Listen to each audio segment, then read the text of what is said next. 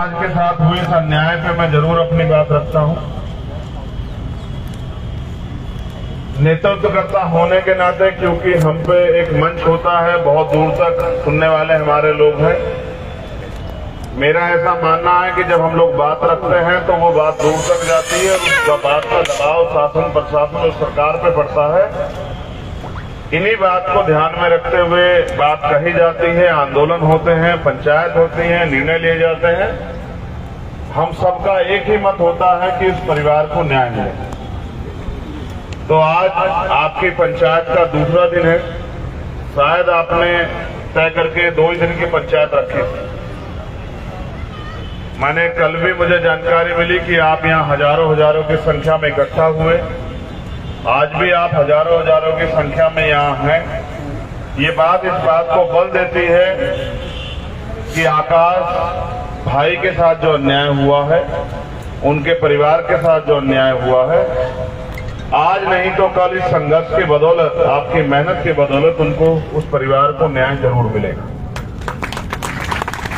इस संघर्ष के दिन मैं अपने समय समय पे जो संत गुरु महापुरुष जन्मे, मैं उन सबको नमन करता हूं। महामानव तथागत बुद्ध से लेके और जो संत जिन्होंने मानवता की बात की है, वो तमाम क्रांतिकारी जिन्होंने देश को अंग्रेजों की गुलामी से आजाद कराने के लिए संघर्ष किया,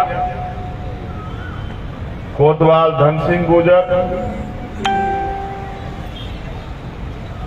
शहीद आजम सरदार भगत सिंह जी, सुखदेव जी, राजगुरु जी, और राजनीतिक रूप से, सामाजिक रूप से जिनको हम आदर्श मान के आगे बढ़ने काम कर रहे हैं, परम पूजनीय डॉक्टर बाबा साहब अम्बेडकर, मान्यवर काशीराम साहब, सरदार वल्लभ भाई पटेल साहब,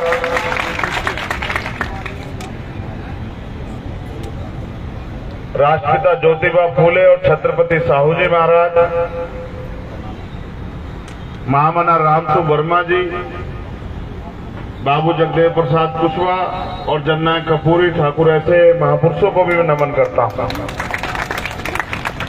मैं भी उनके परिवार से मिला। हमारे यहाँ एक नारा बड़ा मशहूर है जय भीम का। हम और भाटी जी जब आस पास होते हैं तो ये जय भीम कहते हैं, तो मैं जय मिहिर कहता हूं। एक ऐसे सम्राट जिनके राज में भारत ने गौरव प्राप्त किया, जिनका राज जो है दुनिया में, जिनके राज की चर्चा होती है, सम्राट मीर भोज जी को भी नमन करता हूं। ये एकता जब जब भी कमजोरों में एकता बनी है, उन्होंने सम्मान और अधिकार प्राप्त किए। मैं भी उनकी मां को सुन रहा था। मेरे जरिए, मेरे कहने के बाद हजारों लाखों लोग इस बात को सुनेंगे कि आकाश के साथ क्या हुआ। मैं चाहता तो सिर्फ मुद्दे की बात करता, लेकिन मैं चाहता हूं ये जानकारी भी लोगों को लगनी चाहिए, क्योंकि देश का कोई भी बड़ा प्लेटफॉर्म ये नहीं दिखाएगा कि वास्तविकता में घटना क्या हुई। हमारे पास सुनने वाले लोग ज्यादा हैं, तो हमारे द्वारा बताए जाने पर बहुत सारे लोगों तक ये बात जानकारी पहुंचेगी कि किस तरह इस परिवार में अन्याय था, किस तरह से एक मां ने अपने बेटे को खो दिया, एक पिता ने अपने बेटे को खो दिया, छोटे छोटे भाइयों ने अपने बड़े भाई को खो दिया, और इस समाज ने एक महान त्याग बलिदान का जो स्वरूप रहा है गुर्जर समाज, उसने अपने परिवार का, अपना एक बेटा, अपना एक भविष्य खो दिया। ये बात भी जो है सभी लोगों को जाननी चाहिए। जैसा मुझे बताया गया कि आकाश यहाँ से अग्निवीर की भर्ती की जानकारी के लिए आगरा गए थे। आगरा पहुंचे, जैसे ही वो पेशाब करने के लिए उतरे, बस छूट गई और पुलिस के कुछ लोग आते हैं, सीधे उन्होंने उनको गोली मार दी, बिना ये जाने, बिना ये पूछे कि ये कौन है और यहाँ क्यों है। अगले दिन परिवार को तो ये जानकारी भी नहीं थी कि उनके बच्चे के साथ इतना बड़ा हादसा हो गया है। अगले दिन परिवार को पुलिस द्वारा बताया गया कि उनके बेटे का एनकाउंटर हुआ है। परिवार के लोग वहां पहुंचे, तब उनको ये पता लगा कि उनके बेटे को 3 गोली लगी हैं, 2 टांग में और 1 पेट में।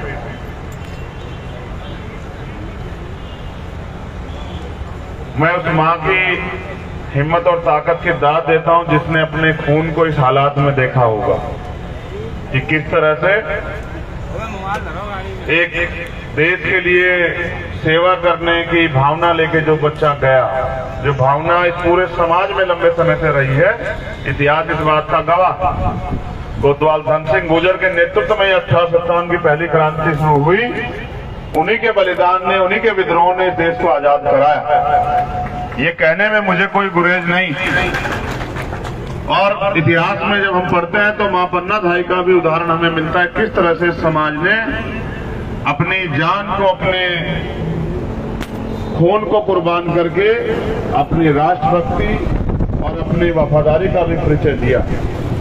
तो वो उस मां और पिता के दुख को मैं आत्मसात करता हूं जिन्होंने इस हालात में अपने बच्चे को देखा होगा। और फिर 48 दिन बाद वो हमारे बीच में नहीं रहा। इस बीच इस परिवार ने क्या क्या नहीं सहा होगा, क्या क्या नहीं देखा होगा।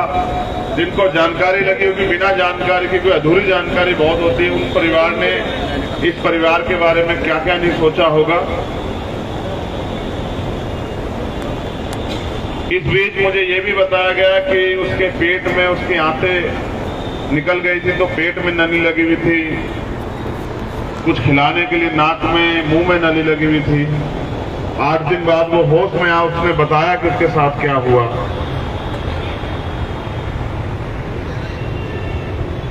और जिस दिन तक उसने दम नहीं तोड़ा, उस दिन तक उसकी हथकड़ियां नहीं खोले गई। ये इस बात का, ये नीचता, क्रूरता की हद है। इसको मैं क्रूरता ही कहूंगा। मैं इसको इनकाउंटर के साथ साथ मर्डर भी इसलिए मानता हूं उसी दिन, क्योंकि यहां न्याय व्यवस्था और नियत की भी हत्या हुई।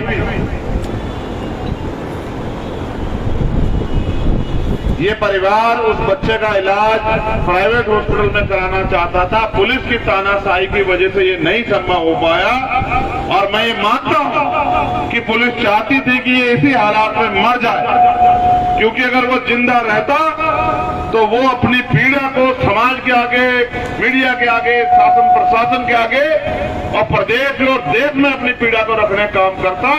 और वहां जो तानाशाही सरकार चल रही है, उनकी जिनके इशारे पे पुलिस ने ये आपराधिक कृत्य किया, उनकी पोल खुलने का काम होता और उनकी थूथू होती अपनी जान बचाने के लिए।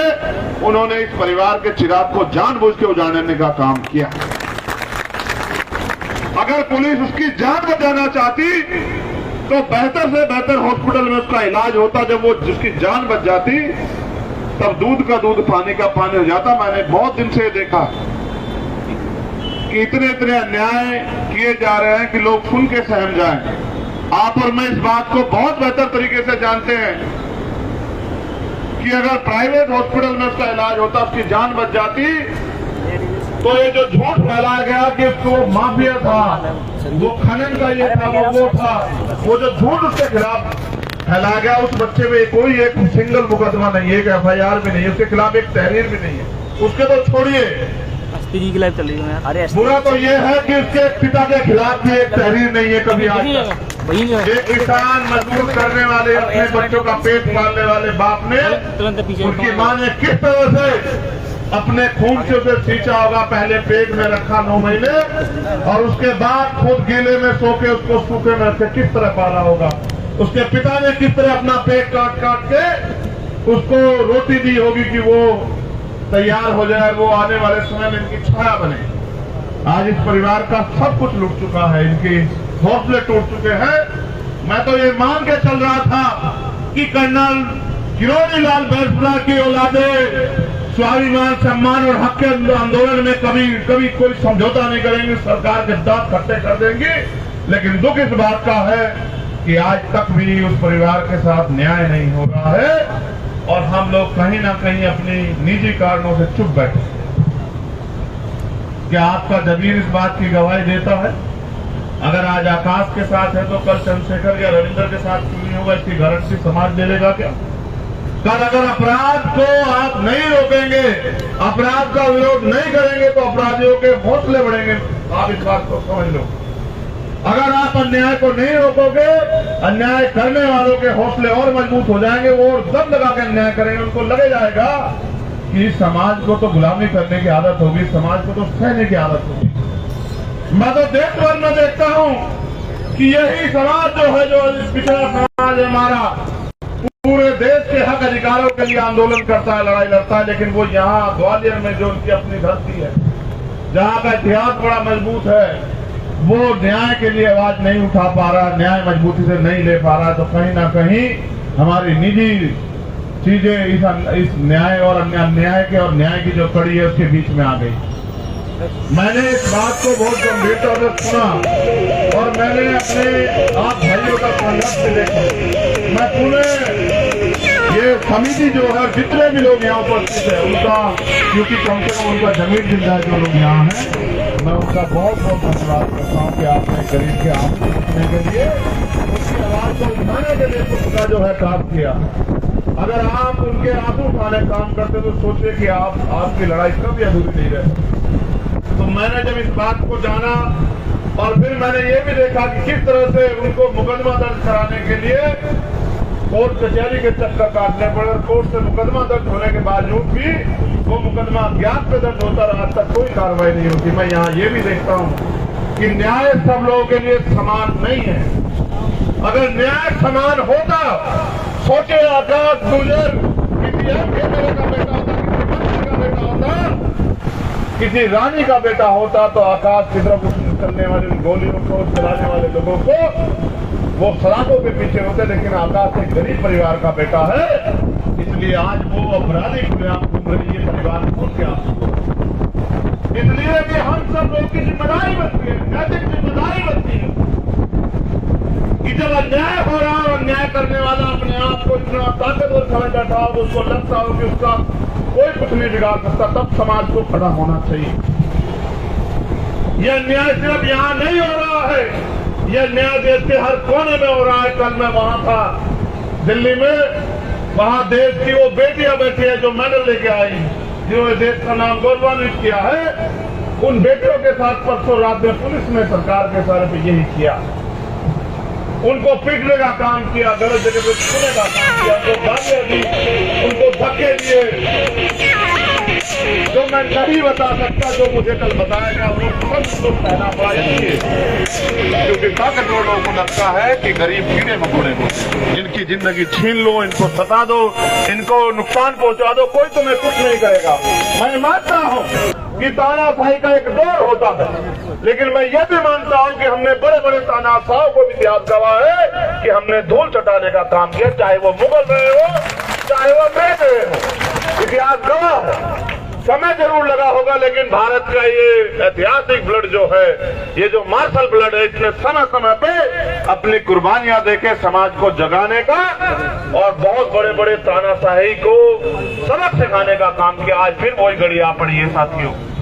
आज आकाश गुजर को किसी नेता से, किसी अधिकारी कर्मचारी से कोई उम्मीद नहीं। अगर उम्मीद है तो अपने समाज से उम्मीद है, जो समाज यहाँ इतने बड़े पैमाने पर बैठा है। अगर उनको उम्मीद है तो आप सब लोगों के संघर्ष से उम्मीद है कि कल आप संघर्ष करके इस परिवार को न्याय दिलाने का काम करोगे।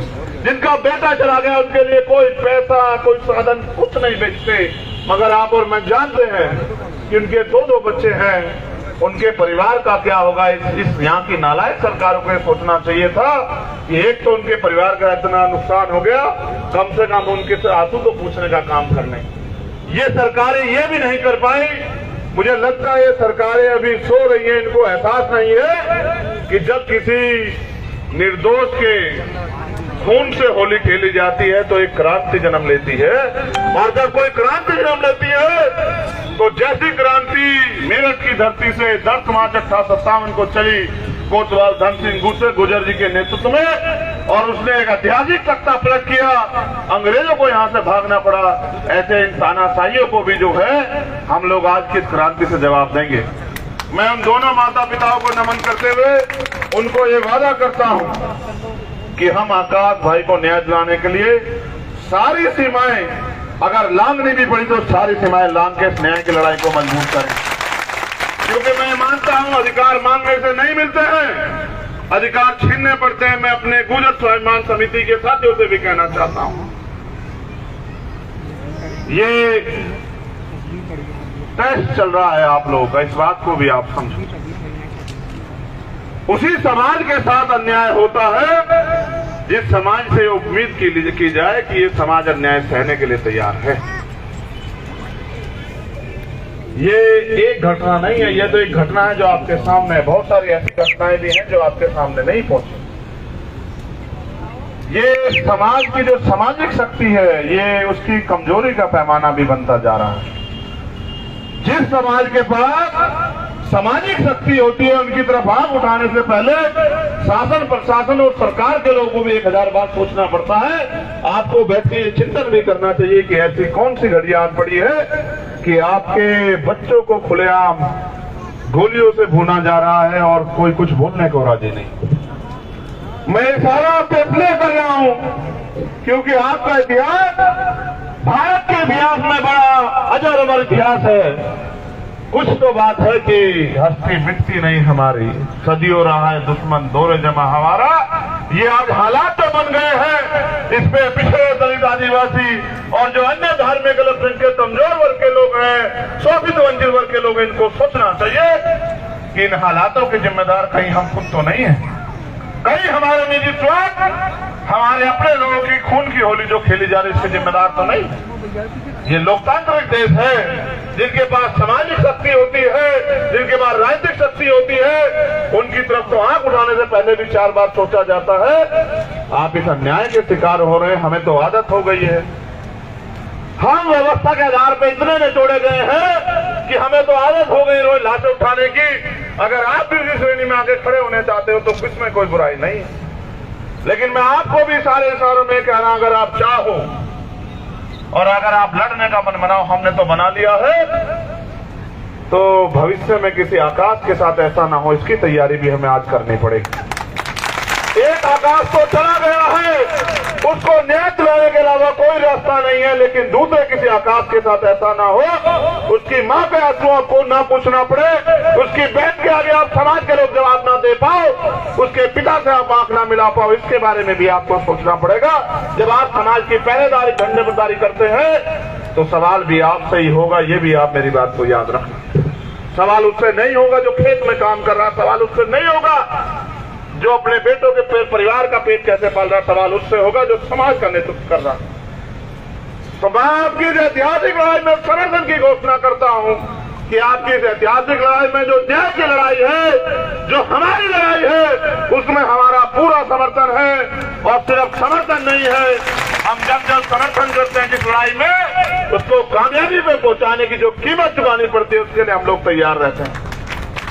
हमने ये तय किया है कि जब तक आप इस लड़ाई को लड़ रहे थे और ये लड़ाई हम उम्मीद करके बैठे थे कि आगे बढ़ेगी, तब तक हम आश्वस्त थे कि ऐसी जरूरत नहीं पड़ेगी। अब हमने तय किया है कि 17 मई को पूरे प्रदेश में हर जिला मुख्यालय पे मध्य प्रदेश में हम लोग आकाश भाई को न्याय दिलाने के लिए और अपनी मांगों को पूरा कराने के लिए ज्ञापन देंगे।